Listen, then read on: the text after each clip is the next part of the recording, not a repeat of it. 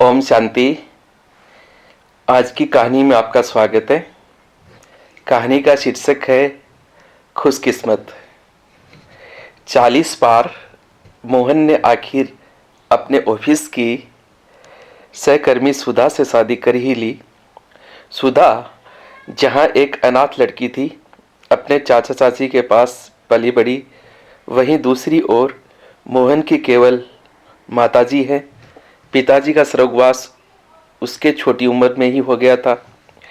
सुधा ने आते ही घर का सारा काम बहुत अच्छे से संभाल लिया। वह अपनी बीमार सासू माँ का अच्छे से ख्याल रखती। लेकिन शादी के बीते 1 साल बाद उसने एक आदत बना ली थी। वो अब अपनी सासू माँ के पास बैठकर कुछ नहीं खाती थी। पहले तो दोनों सास बहू साथ में ही खाना खाती थी। सुधा की सास सुषमा जी पहले रसोई के काम में हाथ भी बंटवाती थी, इसलिए उनको सब पता होता था कि रसोई में किस डब्बे में क्या रखा है। लेकिन अब बीमारी के कारण वो रसोई में भी नहीं जा पाती थी। माँ जी, ये लीजिए चाय बिस्किट। शाम को हॉल में अपनी सास सुषमा जी को चाय बिस्किट पकड़ाकर सुधा खुद थोड़ा दूर अपनी चाय लेकर पीने बैठ गई। वो एक लाल रंग के डिब्बे में से निकालकर खुद भी कुछ खा रही थी। सुधा को कुछ खाता देख उसकी सास सोच रही थी, पता नहीं ये सुधा बहू मुझे बिस्किट देकर खुद क्या खा रही है। मैं तो उठकर देख नहीं सकती। ओह, शायद इसी बात का फायदा उठाती है। सुषमा जी के सास सास के दिमाग की घंटी टन टन बजने लगी।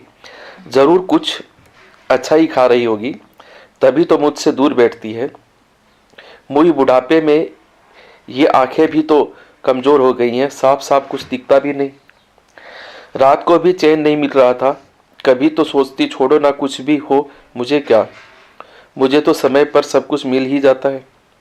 लेकिन दूसरे ही पल मन में आता, अरे ऐसे कैसे छोड़ दूं, आखिर पता तो चले डिब्बे में क्या है।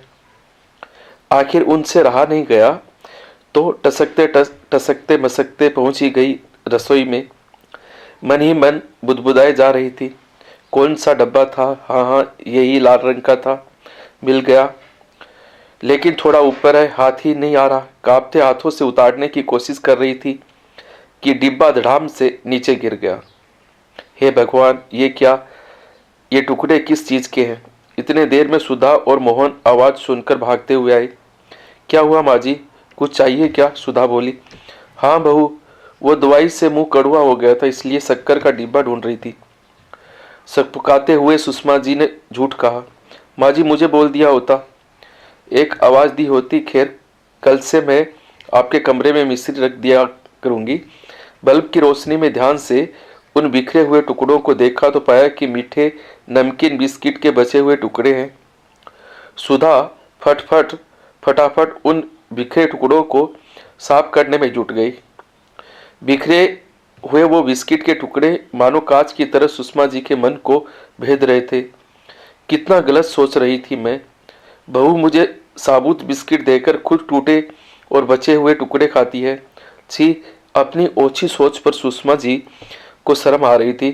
दूसरे दिन शाम को जब सुधा ने सुषमा जी को चाय बिस्किट दिए तो सुषमा जी ने कहा, बहू मेरे दांतों से बिस्किट जल्दी से टूटते नहीं, तो तुम मुझे वो टुकड़े दे दिया करो। अरे नहीं माँ जी, वो तो जब भी कोई नया पैकेट खोलती हूँ कुछ टुकड़े निकल ही जाते हैं, बस उन्हें अलग डिब्बे में रख देती हूँ।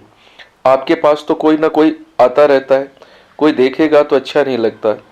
हमारे घर परिवार के सम्मान के बारे में कोई कुछ गलत सोचे, ये अच्छा नहीं है। मैं तो अंदर की तरफ बैठकर खा लेती हूँ, कोई आने वाला होता है तो डिब्बा बंद कर देती हूँ। सुधा ने मुस्कुराते हुए कहा।